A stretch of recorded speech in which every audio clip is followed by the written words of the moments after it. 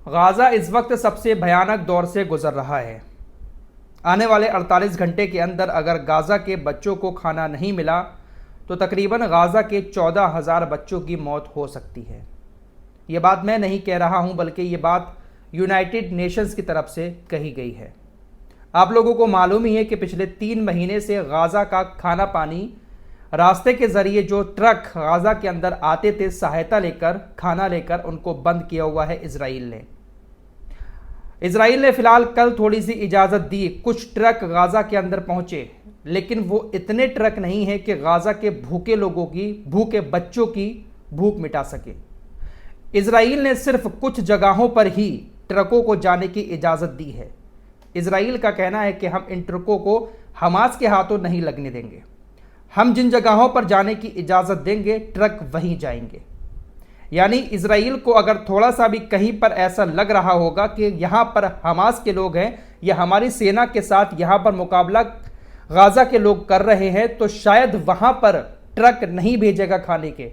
कुछ जगहों पर जाने की इजाज़त दी है बेंजामिन नेतन्याहू ने। ट्रक पहुँचे हैं, लेकिन वो इतने नहीं हैं कि गाज़ा के तमाम लोगों की भूख मिट सके।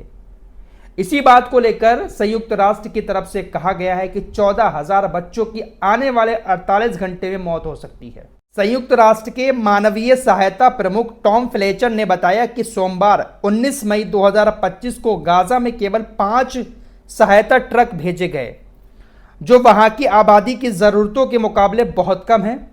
उन्होंने कहा कि मदद अभी तक ज़रूरतमंद लोगों तक सही ढंग से नहीं पहुंची है। इन्होंने ही कहा कि 14,000 बच्चों की मौत हो सकती है। तो इनसे पूछा गया कि आप ये किस आधार पर कह रहे हैं कि 14,000 बच्चों की मौत होगी, कहां से ये आंकड़ा आप बता रहे हैं? तो इन्होंने जवाब दिया कि उनकी टीम फिलहाल वहां मौजूद है। हालांकि कुछ सदस्य हमारी टीम के मारे गए हैं, फिर भी उनकी टीम स्कूलों और मेडिकल संस्थानों में जाकर ज़रूरतमंदों का मूल्यांकन कर रही है, उनकी गिनती कर रही है कि स्कूलों में कितने बच्चे हैं, मेडिकल संस्थानों में कितने बच्चे हैं। इसी के आधार पर हम कह रहे हैं कि 14,000 बच्चों की मौत हो सकती है। संयुक्त राष्ट्र की रिपोर्ट के मुताबिक ही गाज़ा के अंदर इस वक्त तकरीबन 20 लाख लोग ऐसे हैं जो मानवीय सहायता पर निर्भर हैं कि कोई देश उनको सहायता भेजे या कोई संगठन दुनिया का उनको सहायता भेजे। वो सिर्फ और सिर्फ उसी चीज़ पर निर्भर हैं। इसके अलावा उनके पास कोई भी काम धंधा नहीं है, किसी तरह का कोई खाना पानी नहीं है। तो सोचिएगा कि 3 महीने हो चुके हैं तकरीबन, कोई भी ट्रक सहायता का नहीं पहुंचा, तो किस हाल में गाज़ा के लोग होंगे। तकरीबन 4.5 लाख लोग ऐसे हैं जिनके पास कुछ भी खाने को नहीं बचा है, भुखमरी की कगार पर पहुंच गए हैं। 10 लाख लोग ऐसे हैं जो 2 वक्त की रोटी के लिए बहुत ज्यादा संघर्ष कर रहे हैं। तो बुरे दौर से गुजर रहा है इस वक्त गाज़ा। सुध लेने वाला शायद कोई नहीं है। लेकिन कल जो ट्रक पहुंचे हैं 5 ट्रक, वो ट्रक भी यूनाइटेड नेशंस के कहने से पहुंचे और यूरोपीय यूनियन के कुछ देशों के दबाव के बाद ही इजराइल के प्रधानमंत्री बेंजामिन नेतन्याहू ने उनको जाने की इजाजत दी है। लेकिन तकरीबन रोजाना 600 ट्रक गाज़ा के अंदर जाएंगे, तब भी गाज़ा के लोगों की ज़रूरतें पूरी नहीं हो पाएंगी, क्योंकि इतनी बुरी तरीके से गाज़ा पर हमले करके गाज़ा को तबाह किया है नेतन्याहू ने कि बहुत मुश्किल है संभल पाना। सहायता पर ही निर्भर है। फिलहाल यूएई ने अब एक कदम उठाया है, जहां एक तरफ यूनाइटेड नेशंस दावा कर रहा है कि हम जो सहायता भेज रहे हैं गाज़ा के लोगों के लिए वो नहीं पहुंच पा रही है, वहीं यूएई दावा कर रहा है कि हमने गाज़ा तक मदद पहुंचाने के लिए इजराइल से एक समझौता किया है। यूएई विदेश मंत्रालय की वेबसाइट पर एक बयान जारी किया गया जिसमें बताया गया कि हमने इजराइल से एक समझौता किया है और समझौते का जो पहला चरण होगा उसमें तकरीबन 15,000 लोगों के लिए खाना पानी भेजा जाएगा। हालांकि यह समझौता क्या है, किस तरीके से इजराइल से समझौता किया है, कौन कौन सी शर्तें रखी गई हैं, यह बात नहीं बताई गई है। सिर्फ इतना कहा गया है कि एक समझौता हमने इजराइल से किया है। यूएई की तरफ से कहा गया कि हमने जो समझौता किया है और उस समझौते के तहत जो हम सामान भेजेंगे उसमें ज्यादातर बेकरी का सामान होगा, जहां पर ब्रेड वगैरह बनते हैं, रोटी। इसके अलावा जो छोटे छोटे बच्चे हैं, शिशु हैं, उनकी भी ज़रूरत की चीज़ें हम भेजेंगे। पहले चरण में 15,000 लोगों के लिए भेजा जाएगा। तो अब ये समझौता हुआ किस तरीके से है, ये बात अभी तक नहीं बताई गई है। चलिए, समझौता हुआ है, माना तब जाएगा, तब यूएई की बात सही होगी जब यूएई का खाना पानी गाज़ा के अंदर पहुंच जाए, क्योंकि यूनाइटेड नेशंस का ही नहीं पहुंच पा रहा है। यूनाइटेड नेशंस के लोग भी गाजा के अंदर मौजूद हैं, लेकिन यूनाइटेड नेशंस मदद भेज रहा है जो उसको अंदर जाने ही नहीं दे रहा है नेतन्याहू। कल थोड़ी सी खुशी मिली गाजा के लोगों को जब ट्रक आना शुरू हुए, लेकिन वो उन इलाकों में भेजे गए हैं। नेतन्याहू की तरफ से कहा गया कि हम उन इलाकों में भेजेंगे ट्रक जहां पर हमास ना हो, हमास के हाथ ये सहायता के ट्रक नहीं लगने चाहिए। फिलहाल इसी बीच ब्रिटेन की सरकार ने बेंजामिन नेतन्याहू के ऊपर एक एक्शन लिया है, और ये एक्शन इसी वजह से लिया है कि बेंजामिन नेतन्याहू गाजा के अंदर सहायता नहीं पहुंचने दे रहे हैं। ब्रिटेन की सरकार ने यह बात कहते हुए फ्री ट्रेड एग्रीमेंट रद्द कर दिया, जिसके तहत फ्री ट्रेडिंग होती थी, एक दूसरे के देशों को माल दिया जाता था, फ्री था, कोई टैक्स वगैरह किसी तरीके का टैरिफ नहीं था। तो वो एग्रीमेंट अब रद्द कर दिया है ब्रिटेन ने। ब्रिटेन की सरकार ने कहा है कि आप गाजा के अंदर भूखे लोगों को तड़पा रहे हैं, खाना पानी नहीं पहुंचने दे रहे हैं, इसलिए हम ये एग्रीमेंट रद्द करते हैं। तो ये एक एक्शन ब्रिटेन की सरकार की तरफ से नेतन्याहू के ऊपर लिया गया है। ब्रिटेन की तरफ से कहा गया कि बेंजामिन नेतन्याहू इस नाकेबंदी को अब खत्म करें, हम मानवाधिकारों के उल्लंघन करने वाले लोगों के खिलाफ कार्रवाई करते रहेंगे।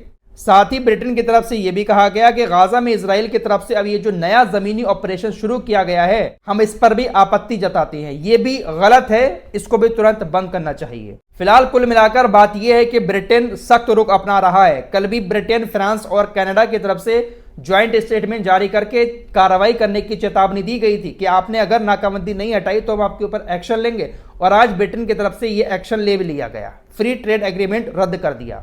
फिलहाल इजराइल मानने वाला नहीं है, क्योंकि इजराइल को पूरी दुनिया में अपनी धौंस दिखानी है। इजराइल चाहता है कि सिर्फ वही एक सुपर पावर देश कहलाया जाए। अमेरिका और इजराइल यही दोनों चाहते हैं कि हम दोनों मुखिया बनकर रहें दुनिया का। इनके पास परमाणु हथियार भी हैं और ये चाहते हैं कि कोई और देश परमाणु हथियार हासिल ना कर पाए। जैसे भारत ने जब परमाणु टेस्ट किया था तो उस पर भी सैटेलाइट के जरिए अमेरिका 24 घंटे नजर रख रहा था, लेकिन एपीजे अब्दुल कलाम साहब ने हमारे अमेरिका की आंख में धूल झोंकते हुए परमाणु टेस्ट कर लिया था। इसके अलावा पाकिस्तान भी जब परमाणु हथियार बना रहा था, हमारी एजेंसीज भी नज़र रखे हुई थी, लेकिन इजराइल भी पूरी नज़र रखे हुए था और इजराइल उस पर हमला भी करना चाह रहा था, पाकिस्तान की न्यूक्लियर फैसिलिटीज़ पर। तो कहीं पर भी कोई भी देश अगर परमाणु हथियार बना रहा होता है तो इजराइल जो है उसके पीछे ज़रूर लगता है। अब इजराइल ईरान के पीछे लगा हुआ है। ईरान की परमाणु फैसिलिटीज़ पर बहुत दिन से इजराइल हमला करना चाह रहा है। इजराइल का प्रधानमंत्री बेंजामिन नेतन्याहू लगातार डोनाल्ड ट्रंप से भी इस बात की मांग कर रहा है कि आप इजाज़त दें, हम हमला करेंगे। और अमेरिका के बिना हमला ये कर नहीं सकता, क्योंकि इसको मालूम है कि अगर हमने वहाँ पर हमला किया तो पलटवार बहुत तगड़ा होगा सामने से, और उसके बैकअप के लिए हमें अमेरिका की ज़रूरत पड़ेगी। मनाने में लगा हुआ है, लेकिन ट्रंप ईरान के साथ मिलकर थोड़ा सा समझौता करने की कोशिश कर रहे हैं अपनी शर्तों के मुताबिक, लेकिन ईरान अमेरिका की शर्तों पर समझौता नहीं कर रहा है। CNN जो अमेरिका का एक बहुत बड़ा मीडिया हाउस है, उसकी तरफ से दावा किया गया है कि अमेरिका भी ईरान पर हमला करने के लिए इजराइल की मदद करने की तैयारी कर रहा है। अमेरिकी खुफिया विभाग जानकारी जुटाने की तैयारी कर रहा है ताकि अगर इजरायली नेता हमला करने का फैसला करते हैं तो मदद करने के लिए तैयार रहें। यह बात एक सीनियर अमेरिकी अधिकारी ने CNN को बताई है, इसलिए इजराइल ही तय कर रहा है कि आगे क्या होने वाला है। CNN कह रहा है कि हो सकता है कि इजराइल कभी भी हमला कर दे। अमेरिका मना तो कर रहा है, लेकिन अमेरिका भी शायद पीछे पीछे दिखावे के तौर पर कर रहा है, लेकिन बैकअप करने की तैयारी भी कर रहा है अमेरिका कि अगर इजराइल हमला कर देता है तो फिर हम तैयार रहें, इजराइल के ऊपर हमले आएंगे उसको बचाने के लिए। तो ये सब चलता रहेगा मिडिल ईस्ट के अंदर। ये एक सुपर पावर बनने की जंग है कि बस हम रहें दुनिया के अंदर सबसे आगे। तो ये सब होता रहेगा, लेकिन सबसे ज़्यादा बुरा हाल जो है इस वक्त गाजा का है। बहुत बुरी भूखमरी फैली हुई है, घर नहीं है, बिस्तर नहीं है, खाना नहीं है, पानी नहीं है। सबसे ज़्यादा बदहाल ज़िंदगी दुनिया में कहीं पर इस वक्त है तो वो गाजा है। ज़रा सोचकर तो देखिए कि किसी तरह की कोई सुविधा नहीं है, कोई खेती बाड़ी नहीं हो रही है, किसी तरह का कोई सामान नहीं है, बस दूसरे देशों की तरफ नज़र कर रहे हैं कि काश कोई भेज दे सामान, काश कोई खाना भेज दे। अब देश भेज तो रहे हैं लेकिन वो आ नहीं पा रहा है, तो कैसे गुजारा होता होगा ज़रा सोचिएगा। क्या क्या चीज़ें उनको खानी पड़ती होंगी। पहली बात तो चीज़ें हैं ही नहीं, और होंगी भी तो किस तरह की चीज़ें होंगी, सड़ी गली चीज़ भी वो लोग खाते होंगे। इस रिपोर्ट में इतना ही, कुछ और खबरों के साथ फिर हाजिर होऊंगा। अपना ख्याल रखिएगा। अल्लाह हाफिज़।